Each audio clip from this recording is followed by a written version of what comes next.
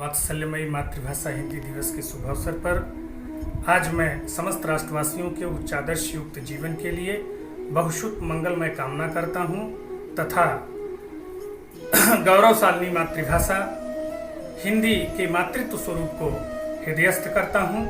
14 सितंबर हिंदी दिवस को एक विशिष्ट पर्व के रूप में आत्मीकृत करते हुए समस्त राष्ट्रवासी पूर्ण मनोयोग के साथ आत्म प्रतिष्ठित कर रहे हैं।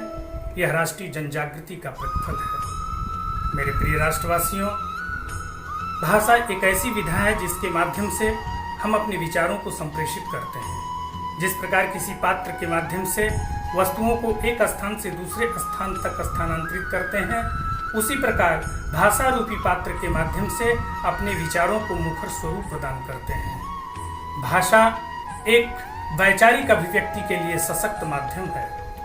जब संसार में किसी भाषा का अस्तित्व नहीं था तो संस्कृत देवभाषा ही मात्र एक भाषा थी, अर्थात संस्कृत भाषा विश्व की समस्त भाषाओं की प्रसूता है और उन भाषाओं में हिंदी एक ऐसी भाषा है जो संस्कृत भाषा की सन्निकटस्थ भाषा है, अर्थात यह संस्कृत के हृदय रूपी क्षेत्र से प्रादुर्भूत है।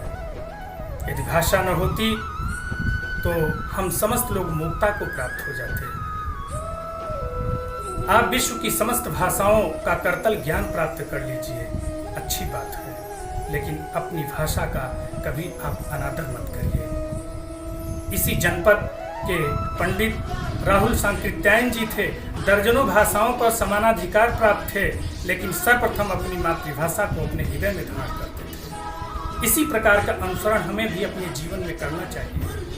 जिस तरह से हिंदी और संस्कृत जैसी विलक्षण भाषा हम लोगों के पास है, इसके तत्पश्चात भी हम लोग आयातित भाषाओं के पीछे भटक रहे हैं। आज अंग्रेजी भाषा इस राष्ट्र के लिए सिरमौर बन चुकी है। गुणवत्ता के आधार पर, साहित्यिक रसात्मकता के आधार पर, व्याकरणिक प्रबंधन के आधार पर यह तुलनात्मक अध्ययन किया जाए तो इसके पास सामर्थ्य नहीं है जो हिंदी साहित्य और भाषा की समता कर सके।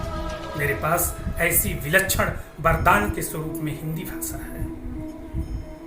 विश्व के जितने भी राष्ट्र हैं, बहुत से ऐसे सशक्त राष्ट्र हैं जहां पर अपनी मातृभाषा का प्रयोग किया जाता है। चीन अपनी मातृभाषा का प्रयोग करता है। जापान, रूस, इजराइल जैसा देश भी अपनी मातृभाषा का प्रयोग करता है। लेकिन भारत में स्वतंत्रता के इतने वर्षों के तत्पश्चात भी अब तक यह भाषा जो है राष्ट्रभाषा नहीं बन पाई। इसको निःशक्त बना दिया गया है। इसके प्रति लोगों का कोई आकर्षण नहीं है और मानसिक रूप से हम लोग ऐसे रोगग्रसित हो चुके हैं, जब कोई समाज में हिंदी भाषा का प्रयोग करता है उसकी तरफ अनाकर्षण होता है, लेकिन जैसे ही कोई अंग्रेजी भाषा के माध्यम से अपनी अभिव्यक्ति प्रस्तुत करता है, हम कहते हुए ऐसा कहते हैं ये कितना विद्वान है, अंग्रेजी बोल रहा है। एक ऐसी निम्नस्तरीय मानसिकता का सूचक है। आज शिक्षण संस्थानों में छोटे छोटे बच्चे अध्ययन करने के लिए जाते हैं। अंग्रेजी के कड़े कड़े शब्दों को बलात् उनके मस्तिष्क में प्रविष्ट कराया जाता है। एक बात परम सत्य है कि मातृभाषा के माध्यम से जो बोधगता प्राप्त होती है, आयातित भाषाओं के माध्यम से असंभव है। मातृभाषा जो होती है हमारे मस्तिष्क को भी स्पर्श करती है और साथ साथ हृदय को भी स्पर्श करती है, लेकिन जो विदेशी भाषाएं होती हैं वह केवल मेरे मस्तिष्क को स्पर्श करती हैं, हृदय के धरातल पर कभी उतरने में समर्थ नहीं हो सकती है। अर्थात सारांशित करते हुए कहा जा सकता है, हमें अपनी राष्ट्रभाषा को घोषित करते हुए हिंदी के प्रति समर्पित होना चाहिए और साथ ही साथ राष्ट्रीय संस्कृति के प्रति भी समर्पित होना चाहिए। अर्थात जो भी इन दोनों का विस्मरण कर देता है वो पराभव को प्राप्त हो जाता है। इसी विस्मरण का एक समय ऐसा था जो दुष्परिणाम था। कभी हम तलवारों का प्रहार झेलते थे, कभी कोड़ों से आघातित किए जाते थे, कभी बूटों की ठोकरें प्राप्त हुआ करती थी। मैं आप समस्त लोगों से करबद्ध निवेदन करता हूं, आप लोग संगठित होकर के सरकार के साथ अपना समर्थन और योगदान प्रदान कीजिए ताकि यह भाषा हिंदी राष्ट्रभाषा बन जाए।